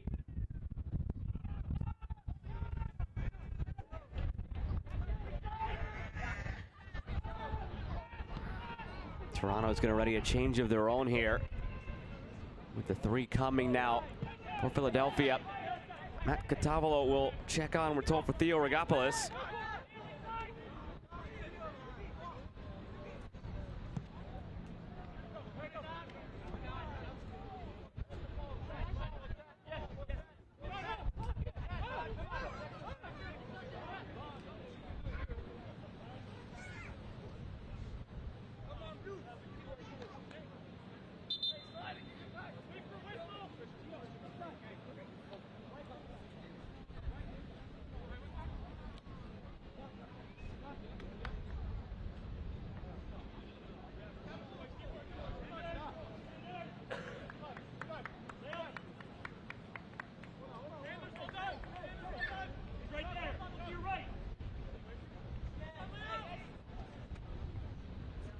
And those 3 changes for Philadelphia. We'll see Kevin Sullivan, Nick Pariano, and Jose Berdesio check in. That'll be all for Kyle Tucker, Leandro Soria, and Sanders Ngabo. Substitutions for Philadelphia in the 68th minute. Bringing the game on number 45, Leandro Soria, number 22, Sanders Ngabo, number 88, Kyle Tucker. They are replaced by number 6, Kevin Sullivan, number 24, Nicholas Pariano, number 30, Javier Berdesio. Substitution for Toronto FC in the 68th minute. Bringing the game in number 92, Theo Rigopoulos. He is replaced by number 70, Matthew Catavolo. 8th appearance on the year now for Kevin Sullivan. 3 of those starts, has 2 assists. Jose Berdesio coming in, typically a starter for Philadelphia. Gets to look off the bench today. 15th appearance of the season.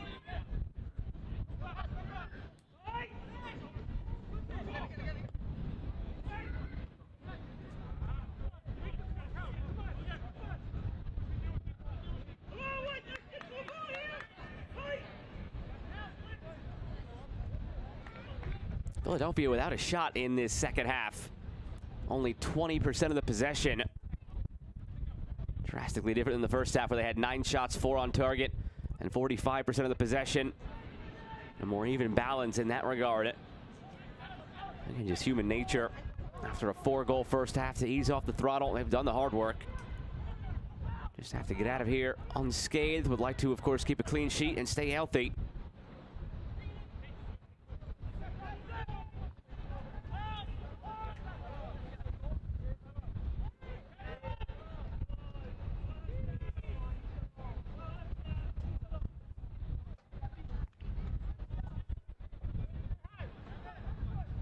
Plenty more action to come the rest of the day throughout MLS Next Pro.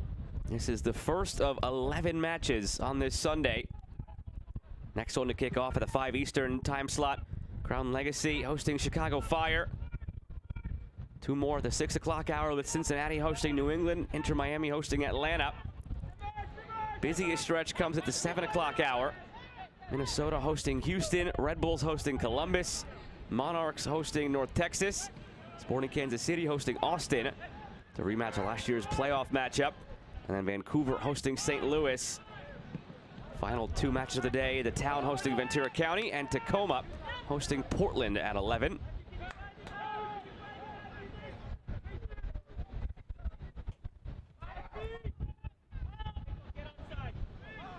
Coming into the day, Toronto is coming off their win in the midweek on Wednesday. It snapped that victory, a 3-game losing skid. They went into that 3-game losing skid seemingly having bounced back on the season. Had a match of 6 straight without a regulation loss, 4 wins, 2 shootout losses. And that 3-game hiccup, and the win in the midweek against Inter Miami after 2 weeks off. Difficult one today. Kevin Sullivan leading the way. Feeds it wide for Vasquez.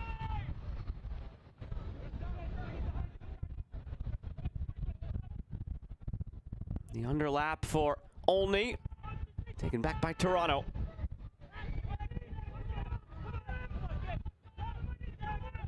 Philadelphia responding to their 4-1 loss in the midweek against the Red Bulls. Currently in the midst of a stretch of 7 matches with 5 wins, 2 losses since the start of May. Go ahead and make that 6 wins, 2 losses since the start of May. A stretch that has propelled them to first place in the Eastern Conference.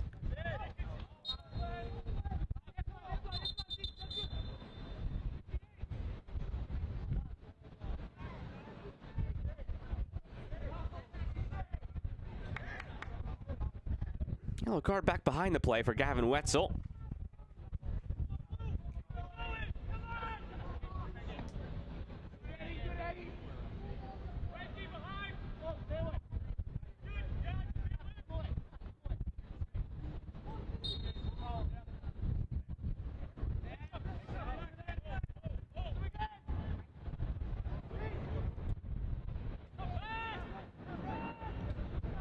Yellow card issued in the 73rd minute to Philadelphia's number 58, Gavin Wetzel.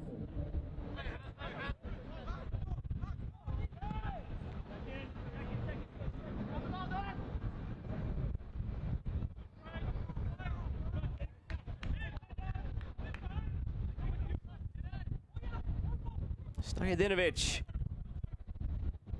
Ayari tries to split through. Now it's Sullivan picking it up.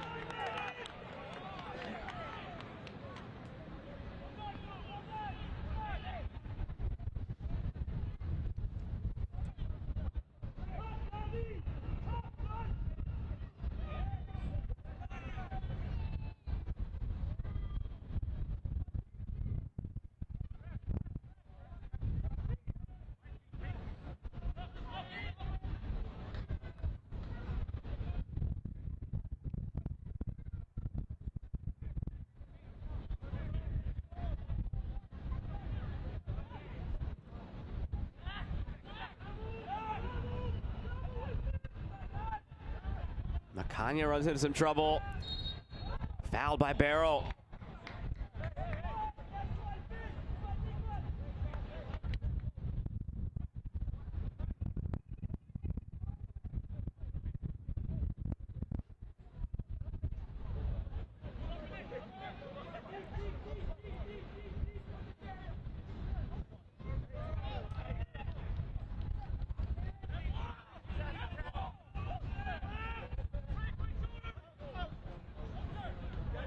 Sullivan. Macagna looking long. Still seeing the effects of the wind that we've seen for 75 minutes. Edwards for Toronto.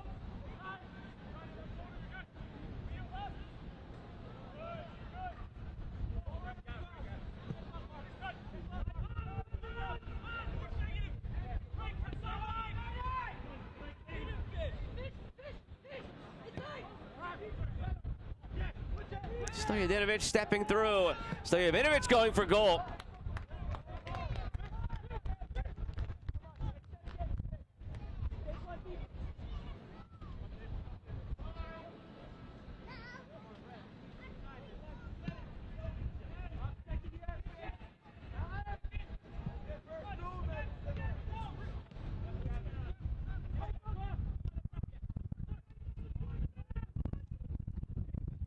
Ayari. Stojadinovic. Simermancic.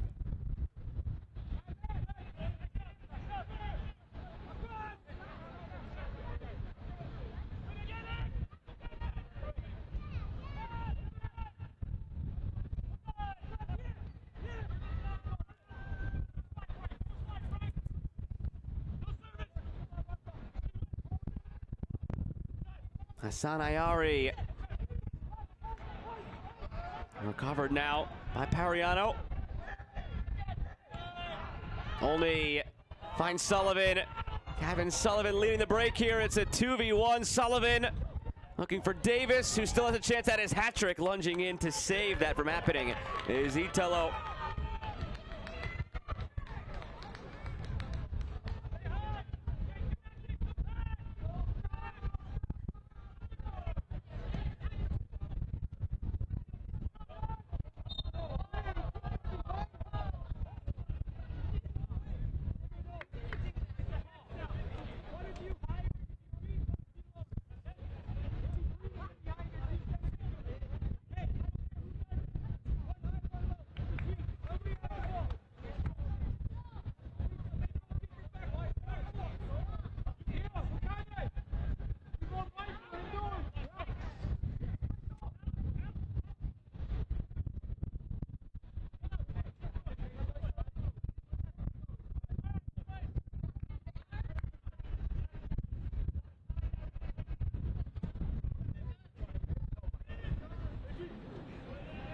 Only almost sneaking behind Stojadinovic.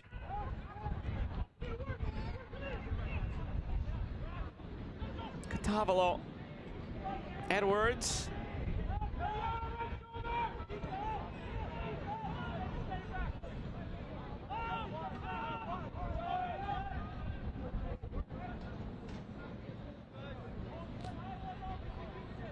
Stojadinovic settling it again. Seen a lot of the ball on this back line. Stojadinovic, the academy product.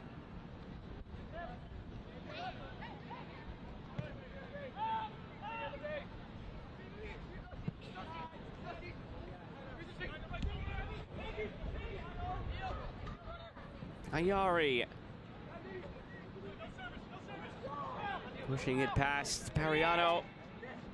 Sharp. Zimmermancic.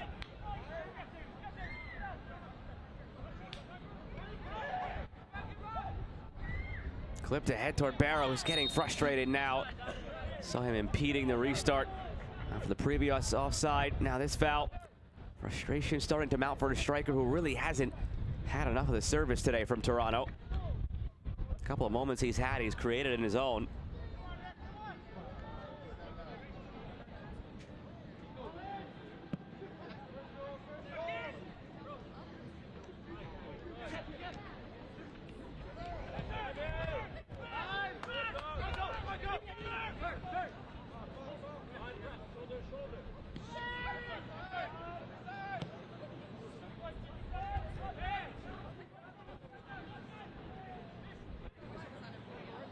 Edwards.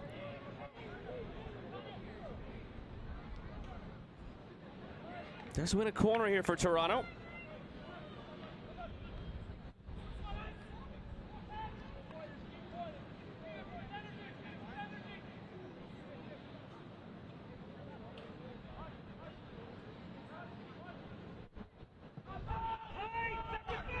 Go back from the corner. Zimmermancic for Stojadinovic.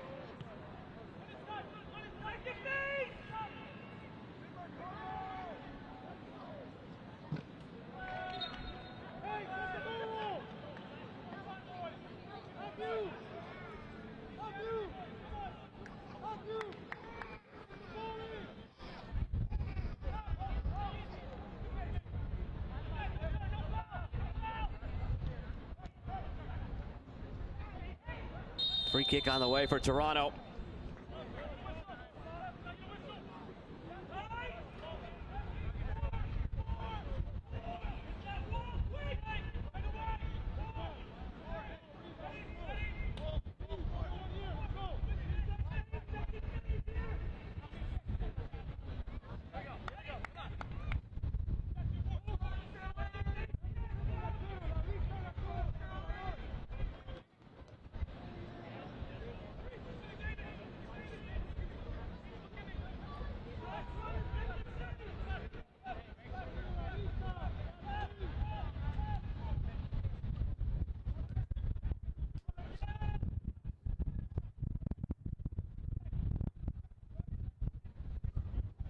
Hassan Ayari's had an active day today for Toronto. Strong showing. Be appropriate if he could be rewarded here with a special moment on this free kick.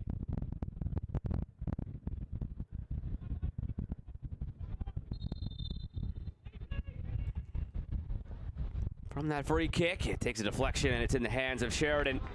That kind of day for Toronto.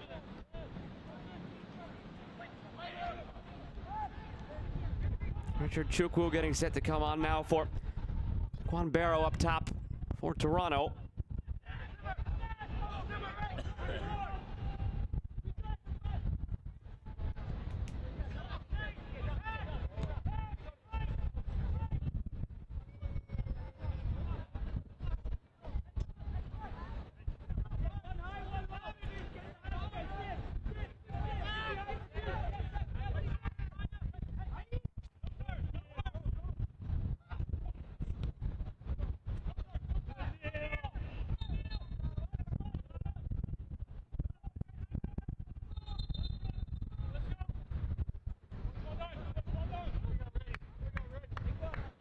Some more changes coming. Edward Davis is jogging off the field.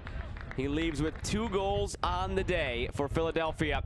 Up to 8 now on the season. Substitution for Philadelphia in the 83rd minute. Leaving the game is number 77, Edward Davis. He is replaced by number 36, Randy Meneses-Garcia. Randy Meneses-Garcia replacing Edward Davis. In the 83rd minute. Leaving the game is number 91, Quan Barrow. He is replaced by number 96, Richard Chukwu.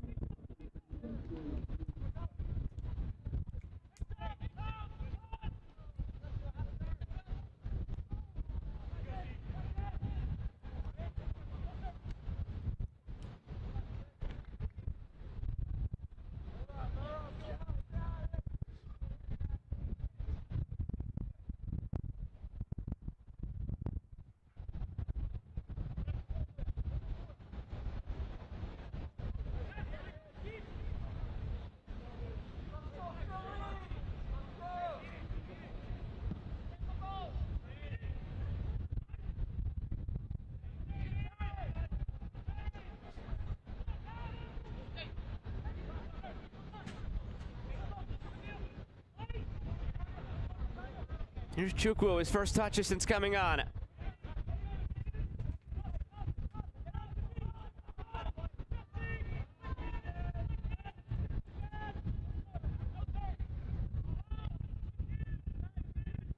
here's the first appearance of the season for Chukwu.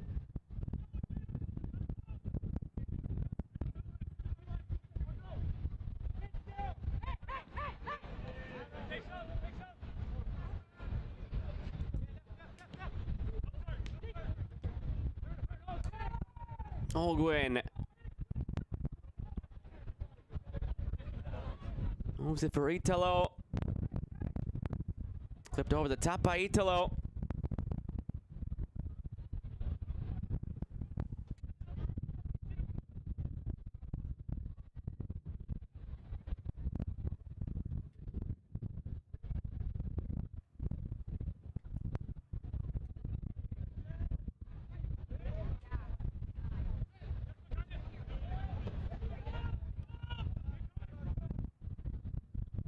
Giving away to Olney. CJ Olney. That was actually the first shot of the second half for Philadelphia. They scored in the 8th, 12th, 31st, or rather 20th, and then 31st to get out to this 4-0 lead and have not looked back.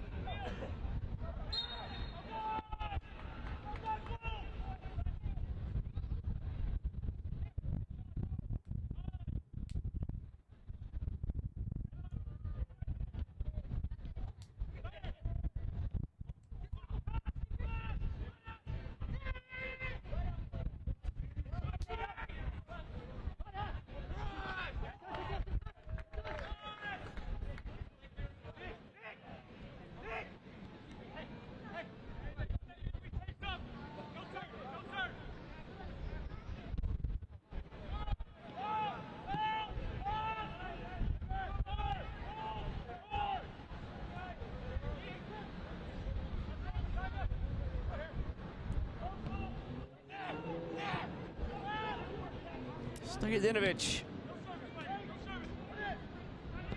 Now for Edwards, good ball from Edwards. Glancing header saved by Sheridan. Still would mean something if Toronto could get one. It's been a better second half. give some semblance of momentum, something to salvage going into the next one, which is a road trip to Columbus a week from today. And it's a quick turnaround to a midweek on the road in Chicago. It'll be 3 matches in 8 days, starting on July 7th. It's at Columbus, at Chicago, home Cincinnati. And Toronto gets 2 weeks off before they close out July at home against the Red Bulls. Still very much in the playoff mix right now, Toronto. They enter the day only 4 points back at the playoff line with 2 games in hand, so they controlled mathematically their destiny in getting above that playoff line. Squandered one of those 2 games in hand, though, today. Meanwhile, Philadelphia will go 4 points clear atop the table. Cincinnati and Chattanooga both 4 points back.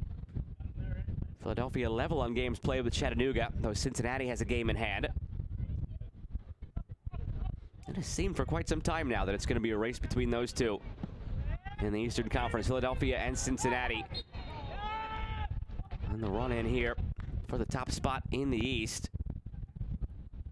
Chattanooga, of course, right there with them, but just haven't been as impressive in their showings. Quietly, though, Chicago on 27 points, a little bit further back, but still 2 games in hand on Philly. So all the teams available right now in the race, it is actually Chicago who control that destiny. Win both games in hand, they'd go a point clear of Philadelphia at the top.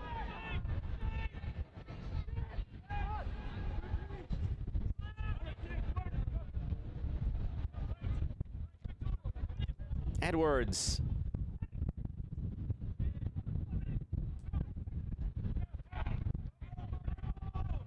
Simermancic. There's Kevin Sullivan. Slipping it through for Olney, who seemed to think he was offside, so he let it go. Vasquez almost got there.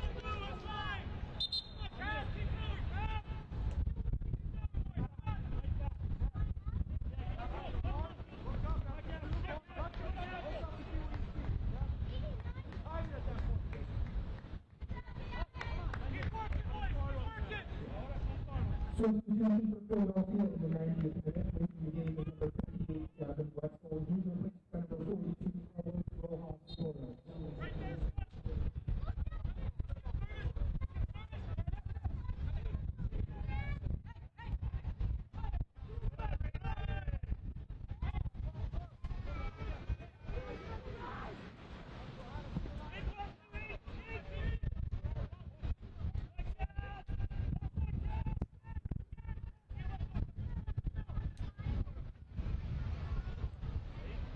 Edwards.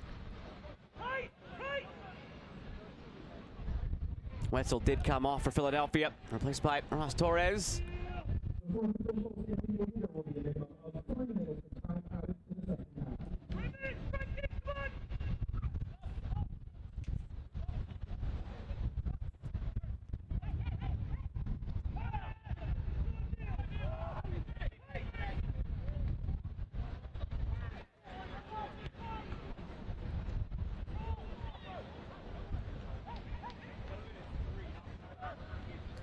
Holguin.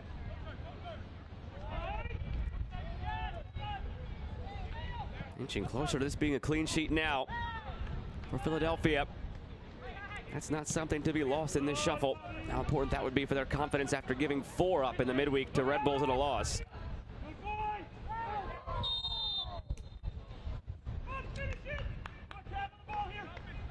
And their fair share of clean sheets this season, Philadelphia.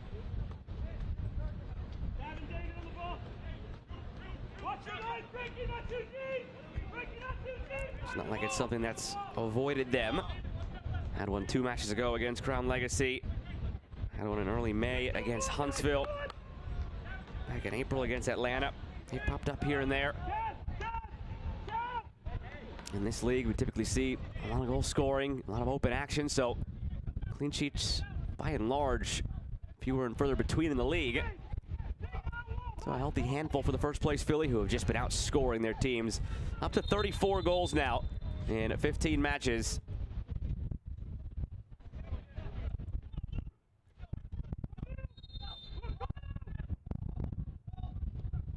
Ayari's free kick, the header wide. It did take a deflection, so corner now for Toronto. Can they find a way here to salvage something late on?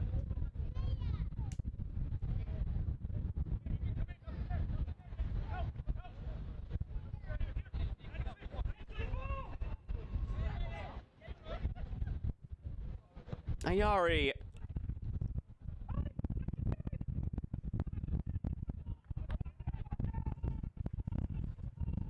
Ahead to Kevin Sullivan.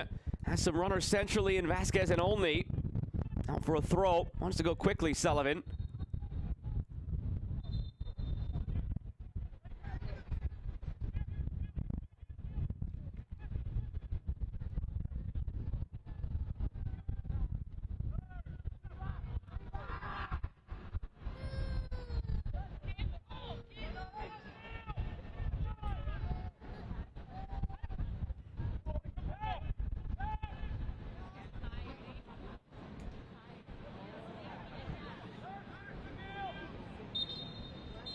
And there's a final whistle. We've known the result for quite some time, just a formality of getting to that final whistle. It was 4-0 from the 31st minute onward. That's because of tonight's man of the match presented by Adidas. No surprise, it has to be Edward Davis, who scored twice tonight. Made it 2-0 in the 12th, 4-0 in the 31st, and he is up to 8 goals now this season for Philadelphia. The win brings them 4 points clear atop the table. And it's an emphatic showing. It's back-to-back wins this season over Toronto for Philadelphia Union 2. That'll do it from York Lions Stadium for our entire MLS Next Pro broadcast crew. I'm Joe Malfa. Once again, our final score, Philadelphia 4, Toronto 0. Don't forget you can watch MLS Next Pro all season long and MLS Season Pass on Apple TV and MLSNextPro.com. You've got 10 more matches to come the rest of today.